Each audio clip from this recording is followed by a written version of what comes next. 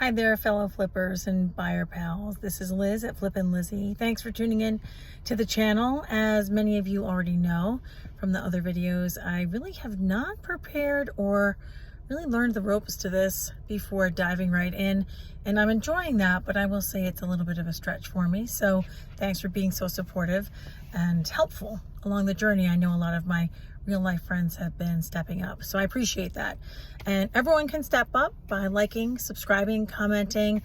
Reach out if you have questions. This particular video is my first haul video, so you'll get to see some of the things I found in the 7 hours of shopping that I did on Saturday, which is a little bit of a marathon even for me these days. It's only a portion of the items I found because I found so many things. But if you like the types of things you see, please feel free to reach out. And again, please like and subscribe. Most importantly, make sure you're having fun out there and never stop searching.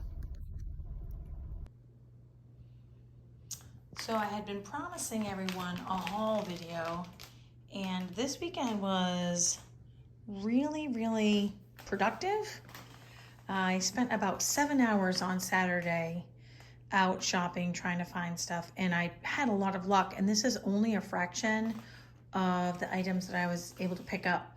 I drove about 100 miles on Saturday in order to do that. I think sometimes people underestimate the time and effort that goes into the shopping part, even though of course shopping's fun. Driving might not be as much fun. Packing and hauling boxes might not be as much fun. So of course we have a super fun job going out there looking for treasures to rehome to make a profit. But there's definitely still some work in there. So I think it's important for resellers, flippers, and buyers to know that.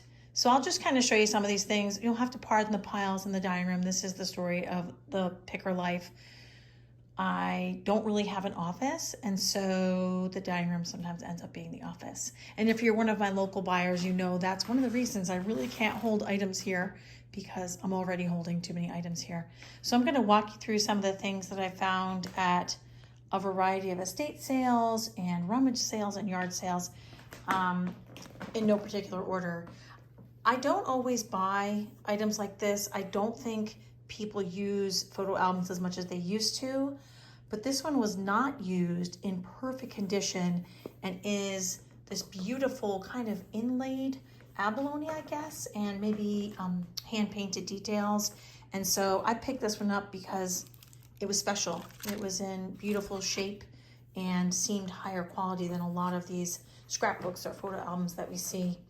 And I haven't finished unpacking my car, which is another thing that my local people are fully aware of in my life.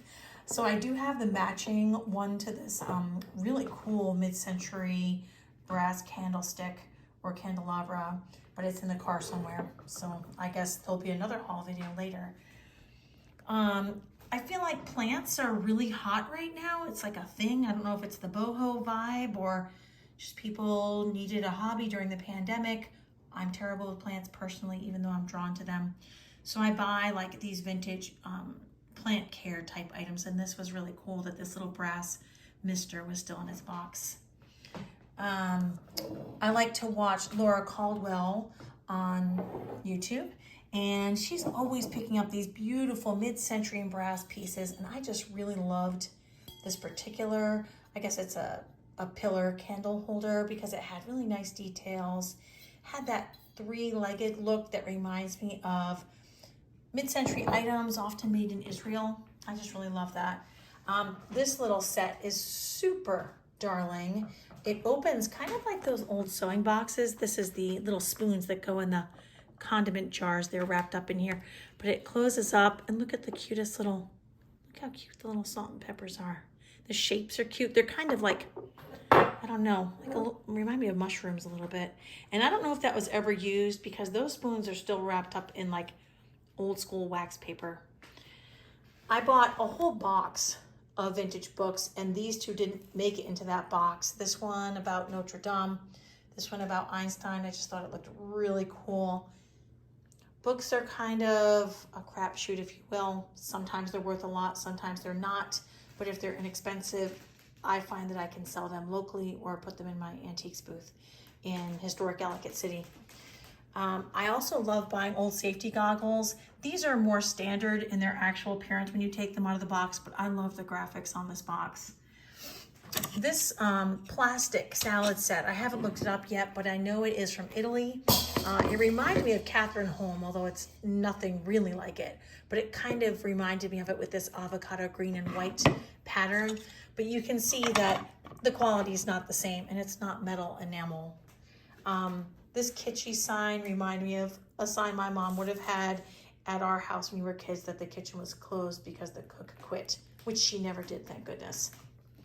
I always buy copper pieces, and this one has its actual original tag on it, so it's never been used. This giant mixing bowl. I bought some super cute, look at this, Junior Twins, little salt and pepper. I don't know what happened in this household, but both of the salts from this set are in this box, and both of the peppers are in the other box. So I don't know if they were traveling, they were having a giant picnic, or how that happens. But you know, I grew up in the 70s, so Mr. Bill was a thing. I never knew what the heck my parents were talking about, but I couldn't resist that. The woman who sold me this figurine said it was Yadro, but it is not. In the moment, I thought it might be, but you can tell by handling it and looking at the paint that it's definitely not as high quality. And I've been saying this in all my videos, but a lot of pickers don't do individual mugs, but I actually do fine with them if I'm not shipping them. Now, if I find a Bill Campbell mug or an art pottery mug or something more rare, then I will ship it because it's worth it, because it probably costs like $8 or $10 to ship a mug. So if you're getting $10 for a mug, and I do free shipping online, if you're getting $10 and you're spending $8 to ship it, then there is no point. But if I put it in the booth or sell it locally, it's worth it to me. I thought these little dishes were really cute. These glass trinket dishes, very popular in the mid-century years. This one says, "Life is empty without you." But if you put stuff in it, then you won't feel so empty, right? Be a maximalist and you'll never be alone. And then this one was just really cute with this football graphic, and the kicker apparently kicked one of his teammates. I bought this kitschy little dog because he looked kind of droopy and sad, but now he has a temporary home, and I'm going to find him someone to adopt him so he won't be sad anymore. I always buy these creepy coconut things. I don't know why. They just remind me of being a kid, which says something, I'm sure. I'm not sure what it says, but definitely says something.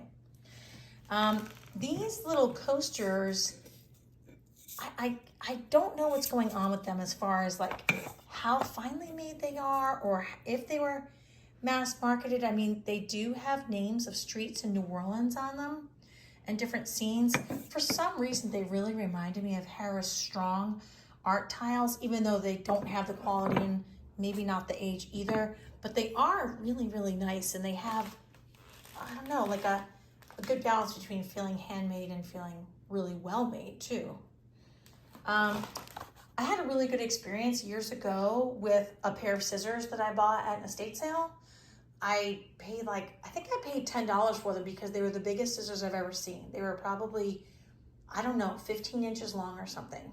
And another picker bought them from me when I walked to my car, like chased me down in a non-stalker way. And so now I'm kind of hooked on buying scissors, and if they have the original box, I just love that. This little doctor is made by UNESCO. He's a little bank, and he looks handmade. He looks like a hobbyist piece, but he's clearly marked on the bottom. I'm kind of addicted to candles, so I bought this sweet little candle. It smells amazing. That might go in the booth unless I keep it for me.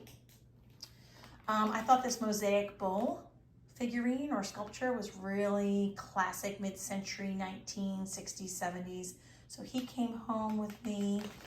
I should dust more, and I thought maybe if I wore this amazing dusting glove, I would. But I will probably just put it in my antiques booth because it's kind of hilarious. And I'm sure that everyone knows someone who could use a more glamorous approach to housekeeping. These wooden birdhouses, especially the ones with this sort of pagoda style, tend to do well. I do not recommend putting an actual bird in this one, but some people do, I guess, or have in the past. I think this one is vintage. I'm not sure how vintage it is. It's in really nice shape, and I think it would be really pretty with a plant or some white lights inside or something like that. So I'm gonna walk you over to the box of books that I got, just because I want you to see that I did get a bunch. And I did look all these books up. Again, you never know if a book is going to be signed or a rare edition. And that includes things like cookbooks. Sometimes cookbooks or books about entertaining. Some of these books can be very valuable, and some of them are just so beautiful. Look at the graphics on the cover of this. And I love the graphics on this one. I am not actually a cook. My husband is the cook. But I'm super happy to provide these books for him if he wants to cook for me. I will definitely be the taster. I'm trying not to show you the rest of the mess over here. I have a pile of jewelry that I bought that I will probably have to show you in a different video if I get to it. But I just wanted to give you an idea of a fraction of the things that came home.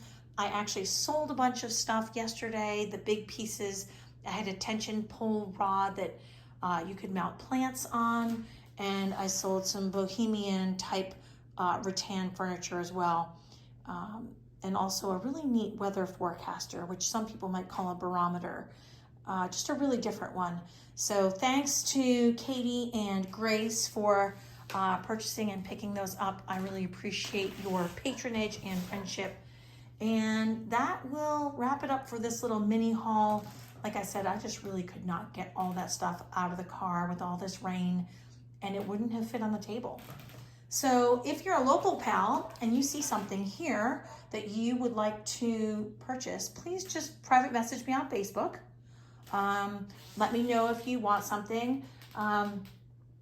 It really does help the channel if you guys leave a comment, a thumbs up, but most importantly, smash the subscribe button, because that's how the channel grows.